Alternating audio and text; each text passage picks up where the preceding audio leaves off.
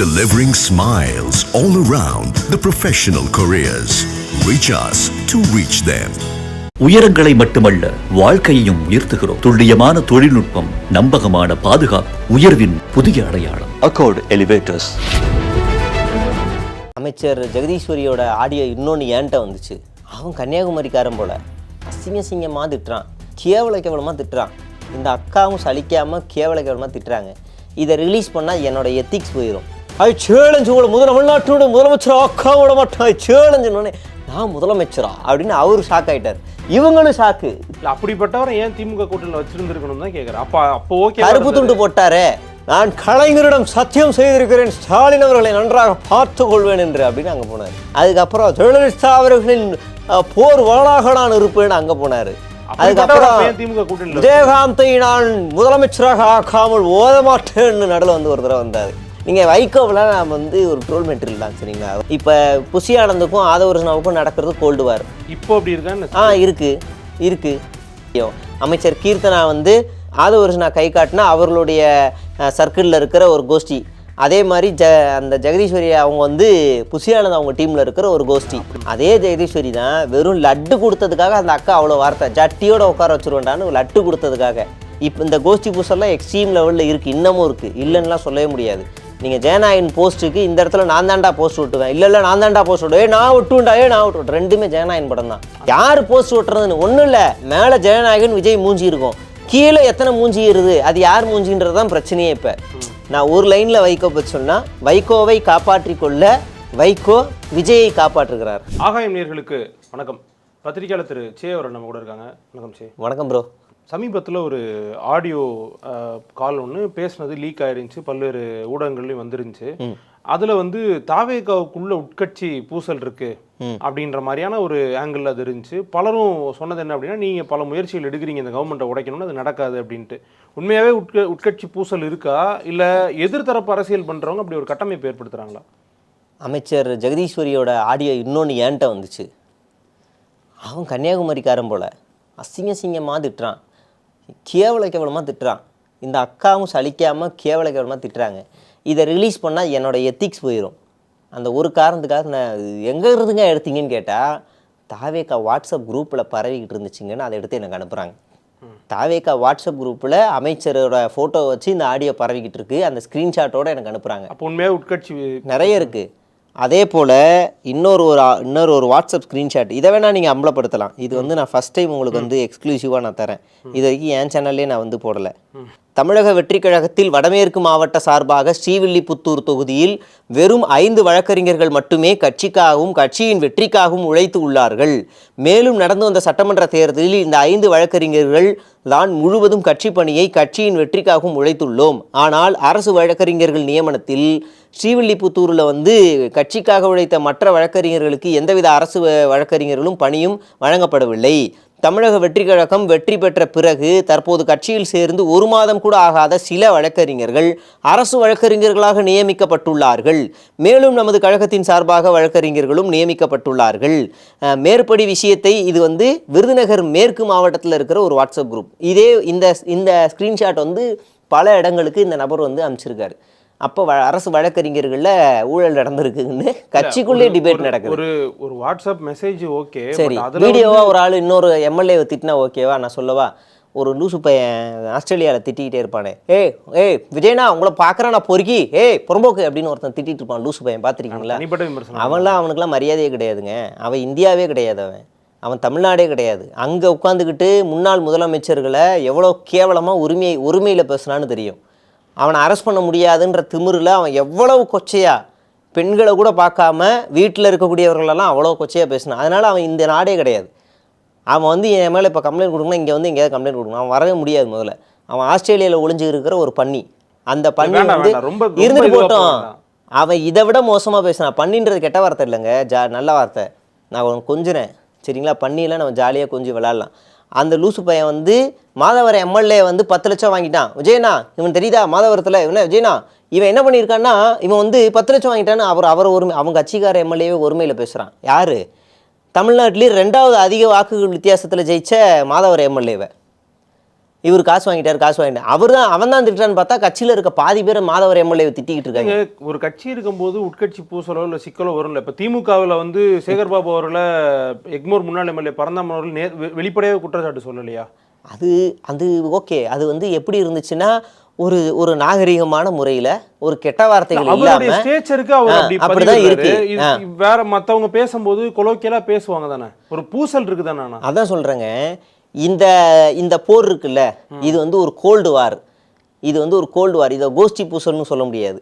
ஆனால் இங்கே நடக்குது பார்த்தீங்களா, இங்கே எவிடன்ஸோட உள்ள தூக்கி போட்டுக்கிட்டு இருக்கான். இந்த ஆள் வாங்கின இந்த மாற்றம் தான் வாங்கினா, இந்த மாற்றம் தான் 10 லட்சம் வாங்கினான்னு எவிடன்ஸோட போட்டுக்கிட்டு இருக்காங்க. இப்போ நீங்கள் இதை கோல்டு வார்னு சொல்லுவீங்களா, அடிச்சுக்கிட்டாங்கன்னு சொல்லுவீங்களா? அங்கே காசு வாங்கின எவிடன்ஸும் இருக்கு. ஆமாம், நீங்கள் எல்லா கட்சியிலையுமே கோல்டு வார் பிரச்சனைகள் இருக்கு, எல்லாமே இருக்கு. இப்போ புஷி ஆனந்துக்கும் ஆதவர்ஜனாவுக்கும் நடக்கிறது கோல்டு வார். இப்போ அப்படி இருக்கா? இருக்கு. நான் வேணா இன்னொன்று சொல்கிறேன். ஆதவர்ஜனாவை கலாய்ச்ச வீடியோவை புஷி ஆனந்த் சிரித்ததாக ஒரு தகவல். நாங்கள் கலாய்த்து ஒரு வீடியோ போட்டதை புஷி ஆனந்த் அவர்கள் பார்த்து சிரித்ததாக ஒரு தகவல் எங்களுக்கு வந்த தகவல். அதனால் வந்து இது கோல்டு வார், ஒருத்தருக்கு ஒருத்தர் பிடிக்காதுங்கிறது கோல்டு வார். யாரோட ஆள் நமக்கு தெரியும். அமைச்சர் கீர்த்தனா வந்து ஆதவர்ஜனா கை காட்டினா அவர்களுடைய சர்க்கிளில் இருக்கிற ஒரு கோஷ்டி. அதே மாதிரி அந்த ஜெகதீஸ்வரி அவங்க வந்து புஷி ஆனந்த் அவங்க டீமில் இருக்கிற ஒரு கோஷ்டி. அப்படி சொன்னால் எல்லா கட்சியிலும் யாரையோ சிபாரிசு பண்ணியிருப்பாங்க. ஆமாம், இருக்குதா சொல்கிறேன். இது எல்லாமே கோல்டு வார். நான் சொல்கிறது இது எல்லாமே கோல்டு வார். ஆனால் இங்கே நடக்கிறது, இந்த எம்எல்ஏவே டார்கெட் பண்ணி அடித்து தூக்கு விட்டாங்க பாருங்க, அது வந்து ரொம்ப மோசம். இவன் தான். அதே மாதிரி குற்றச்சாட்டுக்கு பிறகாக ரெண்டு அமைச்சர்களுமே சந்திச்சு எங்களுக்குள்ள அந்த மாதிரி பிரச்சனைலாம் இல்லை, நாங்கள் சுமூகமாக போயிட்டு இருக்கோம்னு சொல்லிட்டாங்களே மேடையில். இப்போ 2 பேருக்குள்ள டீம் தான், உள்ள இருக்க கோஷ்டி பூசல் தான், வெளியில் இருக்கிற எல்லாத்தையும் ஒருத்தர் மாற்றி ஒருத்தர் அம்பலப்படுத்திக்கிட்டு இருக்காரு. இது கீழே இருக்கிற எல்லாருக்குமே தெரியும். அதே ஜெகதீஸ்வரி தான் வெறும் லட்டு கொடுத்ததுக்காக அந்த அக்கா அவ்வளோ வார்த்தை, ஜட்டியோட உட்கார வச்சுருவேண்டான்னு லட்டு கொடுத்ததுக்காக. லட்டு யார் கொடுத்தாலும் அதே டேஸ்ட்டு தான், சாப்பிட்டு போயிட்டே இருக்க போகிறாங்க. எப்படா லட்டு கொடுப்பேன் நான் வந்து அப்படின்னு அந்த அக்கா அவ்வளோ பேச்சு பேசியிருக்கிறாங்க. அந்த ஆடியோ எப்படி லீக் ஆச்சு, யார் லீக் பண்ணா, எதுவுமே இல்லை. சம்மந்தப்பட்ட நபர் லீக் பண்ணல, பேசின நபர் லீக் பண்ணல, எப்படி லீக் ஆச்சு? எப்படி? அப்போ கட்சிக்குள்ளே இருக்கவங்க தான் லீக் பண்ணியிருக்கணும். அப்போ கட்சிக்குள்ளேன்னா அக்காவுக்கு பிடிக்காத யார், அது அவங்களுக்கு தெரியும். அதே போல் அமைச்சர் கீர்த்தனா அவர்கள் எலெக்ஷனுக்கு முன்னாடி இதே மாதிரி ஒருத்தர் கத்துன வீடியோவை நான் லீக் பண்ணேன். நான் எப்படி லீக் பண்ணியிருப்பேன்? திமுக காரனை கொடுப்பான், அதிமுக காரன் கொடுப்பானா? தவேகக்காரன் தான் கொடுத்தான். பிரச்சனை இருக்கு. ஆனால் தவேக இன்டாக்டாக இருக்குல்ல. எப்படி இன்டாக்டாக இருக்கு? அவங்க சண்டை போட்டு பிரிஞ்சுக்கிட்டு அந்த மாதிரி இல்லையே. அதான் சொல்கிறேன், வேற வழி கிடையாது. ஆளுங்கட்சி ஆகிட்டாங்க, வேற வழி கிடையாது. கடந்த கால ஆட்சியில் சண்டை போட்டு எத்தனை பேர் தவேகாவிலேருந்து வெளியில் வந்தாங்க லிஸ்ட்டு போட்டு சொல்லவா? விஜய் கூடவே நெருக்கமாக இருந்தவங்க எத்தனை பேர் என் வாழ்க்கையே போச்சுன்னு வெளியில் வந்தவங்க நான் லிஸ்ட் போட்டு சொல்லவா? அஜிதாவிலேருந்து ஆரம்பித்து, ரஞ்சனா நாச்சியார்லேருந்து ஆரம்பித்து, அப்புறம் நம்ம மணிகண்டன் வீராசாமி, அப்புறம் ஜெகதீஷ்னா இன்னொருத்தர், அவர், இன்னும் நிறைய பேர் சொல்ல முடியும். இன்னும் நிறைய பேர் பட்டியலிட்டு போட்டுக்கிட்டே இருப்பேன். எத்தனை பேர் வெளியில் வந்தாங்க? ஏன் இப்போ வெளியில் வரலாம்? ஆளுங்கட்சி ஆகிட்டாங்க. ஆளுங்கட்சி ஆனதுக்கப்புறம் ப்ராக்டிக்கலாக வெளியில் வர முடியாது, அதுதான் உண்மை. ஏன் இவங்கெல்லாம் இவ்வளோ பெரிய பிக் ஷாட்ஸ்லாம் ஏன் வெளில வந்தாங்க அப்படின்னு ஒன்று இருக்குல்ல. அப்போ இதெல்லாம் நீங்கள் நோட் பண்ணணும். இப்போ கோஷ்டி பூசல் இருந்தாலும் அடக்கி தான் வாசிப்பாங்க, வெளியில் சொல்ல முடியாத ஒரு சிக்கல் இருக்குது, அப்படி தான் வாசிச்சாகணும். இப்போ இந்த கோஷ்டி பூசல்லாம் எக்ஸ்ட்ரீம் லெவலில் இருக்குது, இன்னமும் இருக்குது, இல்லைன்னுலாம் சொல்லவே முடியாது. நீங்கள் ஜெயநாயகன் போஸ்ட்டுக்கு இந்த இடத்துல நான் தாண்டா போஸ்ட் விட்டுவேன், இல்லை நான் தாண்டா போஸ்ட் விட்டுவேன், நான் விட்டுவேன், ரெண்டுமே ஜெயநாயகன் படம் தான். அந்த மாதிரி ஒரு சிக்கல் இருந்துச்சா? ஆமாம், எவ்வளோ பேர் சண்டை போட்டு அடிச்சுக்கிட்டாங்க, எவ்வளோ வீடியோ வந்துச்சு, எவ்வளோ வைரல் ஆச்சு. இதனால இதே யார் போஸ்ட் விட்டுறதுன்னு ஒன்றும் இல்லை, மேலே ஜெயநாயகன் விஜய் மூஞ்சி இருக்கும், கீழே எத்தனை மூஞ்சி ஏறுது, அது யார் மூஞ்சின்றது தான் பிரச்சனையே. இப்போ இந்த இடத்துல ஏன் மூஞ்சி தான் இருக்கும், ஏன்னா விஜய் வந்து அந்த வழியாக தான் சட்டமன்றத்துக்கு போவார், அப்போ அந்த இடத்துல அவர் பார்த்துட்டு போகணும், அவ்வளோதான். அதுக்காக சண்டை. இங்கே நான் தாண்டா வருவேன், 2 பேருக்கும் சண்டை. ஒரே கட்சி ஆஃபீஸ்க்குள்ளே 2 தாவேகா நிர்வாகிகள் சண்டை போட்டுக்கிட்டது, இப்படி பல குற்றச்சாட்டுகள் நிறைய இருக்குது கோஷ்டி சண்டைன்னு பார்த்தா. அப்படி எனக்கு தெரிஞ்சு 1 மாதத்தில் திமுகக்குள்ளே எந்த சண்டையும் நான் பார்த்த மாதிரில. அதிமுக 2ஆ 3ஆ உடஞ்ச சண்டையை நான் பார்த்துட்டேன், நாம் தமிழரை பார்த்துட்டேன், பாஜகவை பார்த்துட்டேன், காங்கிரஸை மோசமாக பார்த்தாச்சு. திமுகவில் இப்போ வரைக்கும் எனக்கு தெரிஞ்சு கோஷ்டி பூசல் இருக்க மாதிரி தெரில. தேர்தலுக்கு அப்புறமா எனக்கு தெரிஞ்சு எந்த பெரிய தலைகளும் பெருசாக வெளியில் வரவே இல்லை. கட்சியிலேருந்து நான் வரேன், தாவேகாவில் சேர்றேன்னு போய் சேரவே இல்லை. அதிமுகவிலேருந்து பெருந்தலைகள் போய் சேர்றாங்க, பாஜகவிலேருந்து பெருந்தலைகள் போய் சேர்றாங்க, பாஜகவிலேருந்து வெளியே வந்து தனியாக ஒரு அமைப்பு ஒன்று உருவாகுது, நாம் தமிழர் கட்சியிலேருந்து கொத்து கொத்தாக வெளியில் போகிறாங்க. ஆனால் திமுகவிலேருந்து வரல. ஆனால் திமுக உடஞ்சிருச்சுன்னு ஒரு கான்ஸ்பிரசி தியரியை உருவாக்குறது. கம்யூனிஸ்டுகள்லேருந்து யாரும் வெளியில் போகலை. இல்லை, ஆனால் புது கூட்டணிகள் வந்திருக்கு. இப்போ சமீபத்தில் மதிமுக, ஐ சேலஞ்ச் அதுவா இல்லை சப்போர்ட்டாக நிற்கிறாங்கல்ல, அப்படி ஒரு சூழல் அவங்களுக்கு சாதகமாக இருக்குல்ல. மதிமுகலாம் என்னங்க நீ அதெல்லாம் ஒரு கட்சி இல்லை, அவங்களுக்கு ஒரு லெகசி இருக்கு, தமிழ்நாட்டு அரசியல் அவங்களுக்கு ஒரு பேர் இருக்கு. நான் ஒரு லைன்ல வைகோ பற்றி சொன்னா, வைகோவை காப்பாற்றி கொள்ள வைகோ விஜயை காப்பாற்றுகிறார். ஓகேவா, அவ்வளவுதான் சொல்ல முடியும். வைகோவை காப்பாற்றி கொள்ள வைகோ விஜயை காப்பாற்றுகிறார். புரிஞ்சிருச்சா? அவரே அவர் காப்பாத்திக்கலாமே, அதுக்கு அதுதான் முடியாது. வைகோவை காப்பாற்றணும்னா விஜயை காப்பாற்றுற மாதிரி சீனை போட்டாதான் உண்டு. இல்லை, அப்போ இதுக்கு முன்னாடி அவங்க திமுக கூட்டணியில் இருந்தப்போ அதுக்கு இப்போ சாதகமாக பேசுனாங்க. அப்போ நீங்கள் எந்த விமர்சனமே வைக்கலையே. தாவேக்காவுக்கு இப்போ பாசிட்டிவாக பேசும்போது மட்டும் இந்த விமர்சனங்கள்லாம் வருது. அப்போல்லாம் வைக்க பேசவே இல்லையே, இந்த மாதிரிலாம் பெருசா வந்து வாய் பேசவே இல்லை. பாஜக எதிர்த்து பேசினாரு, பாஜக எதிர்த்து பேசினாரு, அதிமுக எதிர்த்து பேசினாரு. நான் கேட்குறேன், இந்த விசிகாவாக இருக்கட்டும், இல்லை மதிமுகவாக இருக்கட்டும், இல்லை இன்னும் பிற கூட்டணி கட்சிகளாக இருக்கட்டும், பல்வேறு டிபேட்ல இல்லை பல இக்கட்டான சூழல்ல திமுக பேசியிருக்கிறாங்க, அதுக்காக கடுமையான விமர்சனம் சந்திச்சிருக்கிறாங்க. அதே இப்போ தாவேக்காக பேசும்போது மட்டும் அவங்க மேலே விமர்சனம் வர்றதுக்கு காரணம் என்னன்னு கேட்குறேன். இப்போ யார் அந்த மாதிரி அந்த இடத்துல போய் பேசியிருக்காங்க? எனக்கு தெரிஞ்சு நல்ல பேர் அவருக்கு, அவர் பேர் அலீம் புகாரி. அவர் வந்துட்டு காங்கிரஸ்ல இருந்து பேசினவர், கடுமையாக தாவேக்கா விமர்சனம் பண்ணவர், எல்லாம் பண்ணார். இன்னைக்கு காங்கிரஸ் வந்து அந்த கூட்டணிக்கு போன உடனே என் நிலைப்பாட்டை மாற்றிக்க முடியாதுன்னு ரோஷமாக அவர் வெளியே வந்துட்டார். ஆளு ஷானவாஸ் அதே பேச்சில் இருந்தார், அதே வீராப்பு, அதே வைராக்கியத்தோடு பேசினார். இன்னைக்கு அதே பேச்சு கொஞ்சம் கூட குறையாமல் நான் அப்படி தான் பேசுவேன், கூட்டணி மாறிச்சா நான் பேச்சை விட்டுருவேனா அப்படின்னு அதே ஸ்டாண்டில் தான் இருக்கார். எனக்கு அதே மாதிரி செல்வ பெருந்தகை பேசினார். இன்னைக்கு செல்வ பெருந்தகை தாவேக்காக்கு பாசிட்டிவாக பேசுகிறாரா? இல்லை. இவர்களெல்லாம் மானஸ்தர்கள். அப்படி மற்றவங்கள ரொம்ப அது இல்லைங்க, உங்களுக்கு பதவி கிடைக்குதுங்கிறதுக்காக நீங்கள் என்ன வேணாலும் பேசலாம் அப்படின்றது வேறல்ல.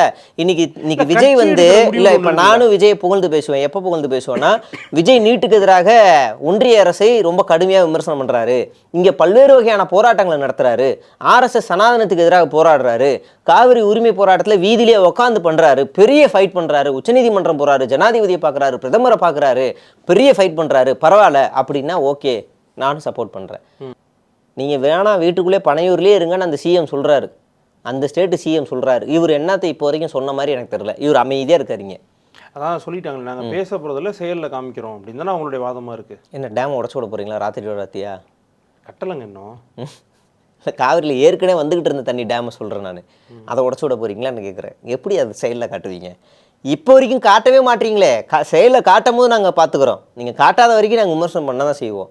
நீங்கள் இப்போ வரைக்கும் எனக்கு தெரிஞ்சு ஸ்டாண்டை மாற்றி பேசிக்கிட்டு இருக்கிற ஒரே ஒரு மனுஷன் யாருன்னா வைகோ மட்டும்தான். நீங்கள் என்னமோ பெருசாக அவர் இவர்னு பெருசாக காட்டுறீங்க. யாருமே எனக்கு தெரிஞ்சு அப்படிலாம் பேசவே இல்லை. தாவேக்காவுக்கு வந்து ஒரு கண்ணி வெடியை எடுக்கக்கூடிய என்ன நீ கிண்டல் பண்றீங்க? இல்லைங்க, நான் கலைஞரிடம் சத்தியம் செய்திருக்கிறேன், ஸ்டாலின் அவர்களை நன்றாக பார்த்து கொள்வேன் என்று அப்படின்னு அங்கே போனார். அதுக்கப்புறம் ஜெயலலிதா அவர்களின் போர் வாளாக நான் இருப்பேன்னு அங்கே போனார். அதுக்கப்புறம் விஜயகாந்தை நான் முதலமைச்சராக ஆக்காமல் ஓதமாட்டேன்னு நடுவில் வந்து ஒரு தடவை வந்தார். நீங்கள் வைகோவெலாம் நாம் வந்து ஒரு ட்ரோல் மெட்டீரியல் தான், சரிங்களா? வைகோ வந்துட்டு மக்கள் நல கூட்டணின்னு ஒரு கூட்டணி ஃபார்ம் ஆகுது. அப்போ வந்து அப்போது இருந்த ஜி ராமகிருஷ்ணன், அப்புறம் தாப்பாண்டியன், அப்புறம் எல்லோரும் சேர்ந்து வைகோ எல்லோரும் திருமாவளவன் 4 பேர் சேர்ந்து நம்ம போய் கேப்டன் விஜயகாந்தையும் இந்த கூட்டணிக்கு அழைக்கலாம் அப்படின்னு சொல்லி போய் நேரில் போய் பார்க்குறாங்க. எல்லோரும் அமைதியாக இந்த மாதிரி கூட்டணிக்கு வாங்கன்னு பேச்சு நடத்திட்டு இருக்கும்போது ஒரே ஒரு சவுண்டு தெரியுது, ஐ சேலஞ்சு உங்களை தமிழ்நாட்டினோட முதலமைச்சர் ஆக்கா விட மாட்டேன், ஐ சேலஞ்சுன்னு. நான் முதலமைச்சரா அப்படின்னு அவரு ஷாக் ஆகிட்டார், இவங்களும் ஷாக்கு. இது எப்போ முடிவு பண்ணோம், அவர் தான் முதலமைச்சர்னா எப்போ முடிவு பண்ணோம் அப்படின்னு இவங்களுக்கும் தெரியாது. அங்கே போய் குட்டையை குழப்பினவர் தான் வைகோ. அப்படிப்பட்டவரை ஏன் திமுக கூட்டணியில் வச்சிருந்துருக்கணும் தான் கேட்குறேன். அப்போ ஓகே, கருப்பு துண்டு போட்டாரே, கருப்பு துண்டு போட்டு பேசிட்டாரு. கூட்டணி மாறினதுக்கு அப்புறம் ஓகே இல்லாமல் போயிட்டாருன்னா எப்படி? அதே சொல்றல, இந்த கூட்டணியோடவே ஒட்டி வந்துட்டாரு, சரி இருந்து தொலைவாருன்னு நினைச்சு நம்பி சேர்த்துட்டாங்க. அப்பையிலேருந்து விசிகா கம்யூனிஸ்டோடய வந்துட்டாங்க, ஏதோ கூட்டணி கொள்கைகள்னு வச்சிருக்காரு, ஏதோ சேர்ந்து வந்துருவார் போல இருக்கு அப்படின்னு நம்பி. ஆனால் ஒன்று நம்பிலாம் வச்சுக்கல திமுக. ரொம்ப தெளிவாக என்ன பண்ணுச்சுன்னா, IUMLக்கு அவங்க சின்னம், SDPIக்கு அவங்க சின்னம், கம்யூனிஸ்ட்டுக்கு அவங்க சின்னம், CPIக்கு அவங்க சின்னம், காங்கிரஸுக்கு அவங்க சின்னம், இப்படி எல்லாமே கொடுத்துட்டு வைக்க மட்டும் பார்த்தாங்க, உனக்கு மட்டும் எங்கள் சின்னம் தான் அப்படின்ட்டு நிக்க வச்சிட்டாங்க. பாத்தீங்களா இப்ப நம்பினாங்கன்னு அதுவே சொல்லுவாங்க. ஒரு ஜனநாயக உரிமை மீறல் தான் அவர் சொல்றாரு. ஏன் அப்போ வாயில என்ன வச்சிருந்தாரு? கருப்பு துண்டு இப்படி வச்சிருந்தாரா? என்ன அப்ப என்ன பண்ணிட்டு இருந்தாரு? கருப்பு துண்டு இப்படி வச்சாரு 2 தடவை இல்லைங்க. இந்த தேர்தல்ல 2026ல ஜனநாயக உரிமை அப்படின்னு சொல்றவருக்கு 2021லயே இதே திமுக சின்னத்துல தானே ஒரு உதயசூரியன் சின்னத்துல தானே அவர் நின்று ஜெயிச்சாங்க. அப்ப ஜெயிச்சப்ப ஜனநாயக உரிமையா தெரியலையா? என்ன இது? இதெல்லாம் அதனால சொல்கிறல திமுக எப்போவுமே அந்த மாதிரி எந்த பீஸை நம்பலாம், யாரை நம்பக்கூடாது அப்படின்னு தெரியும். ஓகே வைகோவா, உதயசூரியன் வேணான்னா போங்க. அவனு இல்லை நான் இருக்கேன் அப்படின்னு அவர் இருந்திருப்பார். அதனால தான் அந்த ஒரு கட்சி மட்டும் திமுகவோட கூட்டணியில், மக்கள் நல ஜனநாயக முற்போக்கு அந்த கூட்டணியில் ஒரே ஒரு கட்சி மட்டும் உதயசூரியனில் நின்றுச்சுன்னா அது வைகோ கட்சி தான். சரிங்களா? அதனால் அவர் நம்பினாங்க, கூட வச்சுக்கிட்டாங்களா இல்லை, தெளிவாக ரொம்ப தெளிவாக அதில் இருக்க 2 எம்எல்ஏ பார்த்தாங்க. இவன் பர்ஸு எடுத்தா ஒரு வேளை சாப்பாடு, இந்த பக்கம் போனால் நிறைய பர்ஸு நிறைய. அந்த வடிவேலு டூன் தான். உன் கூட நான் என்னத்தை செய்கிறது, அதுக்கு இங்கே இருந்தால் நான் சட்டமன்ற உறுப்பினர். குதிரை பேரமும் இல்லை இதுக்கு பேர். கட்சி தாவல் சட்டமும் பாயாது. ஏன்னா ஜெயிச்சது உதயசூரியன் சின்னத்தில். ஒன்றும் பண்ண முடியாது. அது சேலஞ்சு முதுகுல ஊற்றி விட்டாங்க அப்படின்னு ஒரு போய் புலம்புறாரு. என்கிட்ட 2 எம்எல்ஏ இருந்துருச்சுன்னா நான் நல்லா இந்நேரம் பெருசாக பேசியிருக்கலாம். அதனால தான் இப்போ விஜய்க்கு நான் கம்பு சுற்றிக்கிட்டு இருக்காரு. என்னென்னா நான் அவரை பாதுகாக்க போகிறேன். நான் அதான் அவர் கூட மலையாளத்துக்காரர் இருக்கார்ல, அவர் பாதுகாக்க மாட்டாரா? கண்ணிவடி மாதிரி இருந்துட்டு அவர் போய் பாதுகாக்க மாட்டாரா விஜய? இவர் தான் போய் பார்ப்பாரா? தம்பி கொஞ்சம் ஓரமாக இல்லைங்கன்னா அவரே அந்த பாடிகளை தள்ளி விட்டு. அதனால் இது நம்ம ஜாலி ஃபன்னுக்கு எடுத்துகிட்டு போயிடலாம். வைகோ அவர்கிட்ட ஒரே ஒரு கோரிக்கை என்ன வைக்கிறேன்னா, தயவு செய்து அரசியல் இருந்து விலகிறாதீங்க. நம்ம ஐயா மாதிரி நீங்களாம் இருந்தால் தான் எனக்கு நல்லா இருக்கு. ஐ சேலஞ்சு நீங்கள் விலக மாட்டீங்க. நன்றி. நன்றி.